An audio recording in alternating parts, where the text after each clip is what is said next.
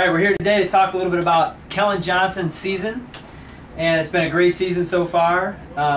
But first we've got we're going to talk about three things today, and they're probably three of the highlights from this year as far as I'm concerned. And the first one is this women's cross-country team championship, which Kellyn was a huge part of, finishing second overall. It's significant because it's our fourth Missouri Valley Conference title in a row. And we weren't favored going in, and so it was a great race to go in there and beat Missouri State on their home turf. So I'm really proud of the team for that. Kellyn obviously has had a tremendous indoor track season, and we're going to talk about that in a second. But the third thing that I feel is my most prized accomplishment of the season is this right here. This is my United States Bowling, I don't even know what that stands for, USBC 200 Game Award. And that was achieved in the final game of our championship run as a staff. We're in a league, and we won the championship this year, and that was my final contribution to the team right there, was a 200 game, and I think we won that game as a team too, so it helped us win the championship. But we're here to talk about Kellyn, and I'm just going to go through her season for a little bit and talk about her progression.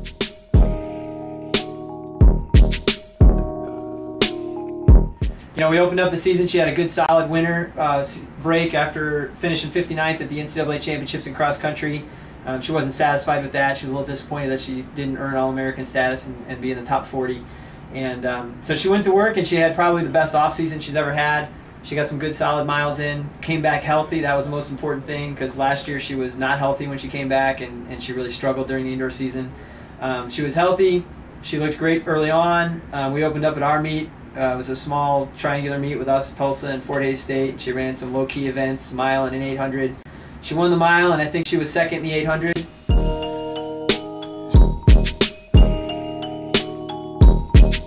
And then we went to Texas Tech the following weekend. She ran 9:46 at altitude, so I think it converted down to 9:39, and was not challenged. I think second place was well over 10 minutes. And that was a pretty solid race, but her fitness wasn't quite there yet.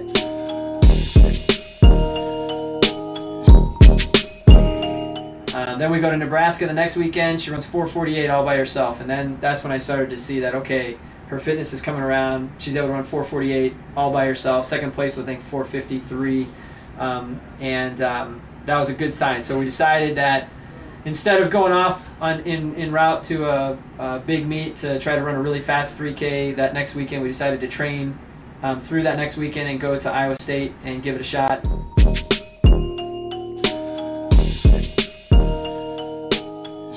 And it proved, I think, to be a blessing in disguise for us not to go anywhere that first weekend in February, because we had 2 great weeks of training, and we go to Iowa State. Kellyn gets a stick in the DMR way back, like in 5th place, and runs 4:41, goes out in 2:16, and wins the distance medley relay for us at the Iowa State Classic.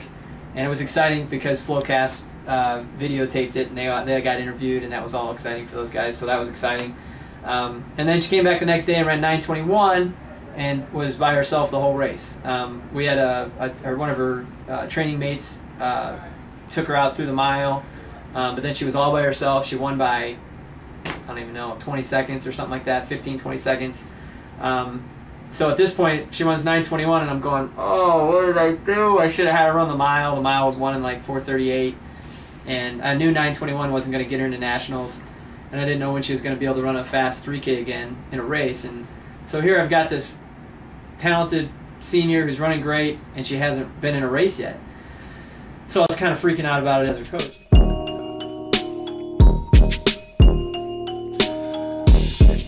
The next weekend, we go to Nebraska, and we set up a mile to try to get a fast enough mile so that she can get in the fast heat at Notre Dame this past weekend at the last chance meet. And we have a teammate of hers go through in 2:21, which wasn't quite as fast as what we wanted, but she comes back and runs 2:21 with a 69 last 400, runs 4:42 at Nebraska on her own the last 800 meters. That was pretty impressive.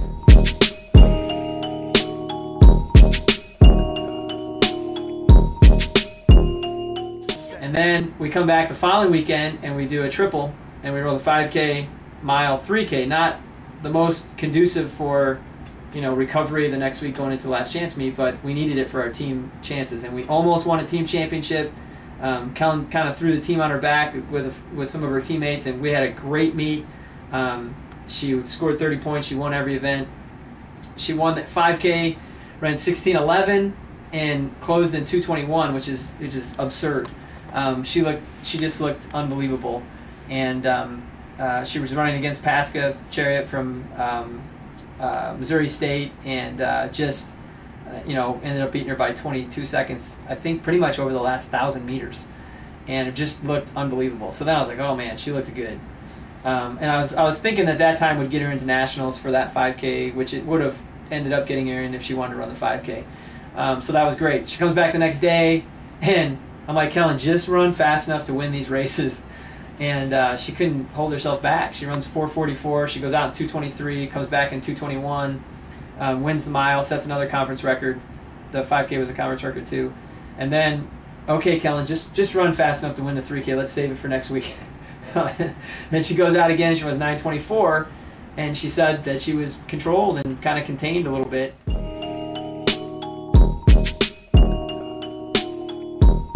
So Kellyn's triple at the indoor meet, I would say, has to rank up there as one of the best distance triples in conference history.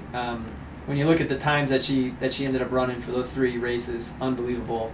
And I knew that she was just in need of a race and just in need of running with people to run fast. So we go to Notre Dame. We get in the fast section. It's set up. They have a rabbit. They wanted to go through in 2:18. The race goes out. Kellyn inserts herself right up in the top 3 or 4, staying relaxed. I thought she was really poised early on in that race and stayed patient, and was like 3rd or 4th place. Go out in 68. They went out in 67.5, but then they go through the 800 in 2:19. So she goes 67.5, 72 flat, and just looked like she was just dying to go. The race got rolling, and she moved with it. Somebody took it, and they went through in 68.1 through the 3rd quarter. So now they're 3:27, and Kellyn is just ready to explode. Down the home stretch there with 2 to go, she takes the lead, or with a lap to go, sorry. She takes the lead, 320 meters to go. Takes the lead, and she gaps the field by about 5 meters with a good, strong push to the front. And she maintained that distance all the way around that final lap and down the home stretch, which was so important because it was great to see her finish strong in a fast race. She went 2:19, 2:15, finished in 4:35.35.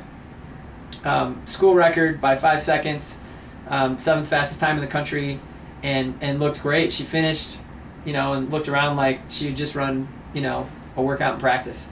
So it was exciting. It was really exciting to see where she's at.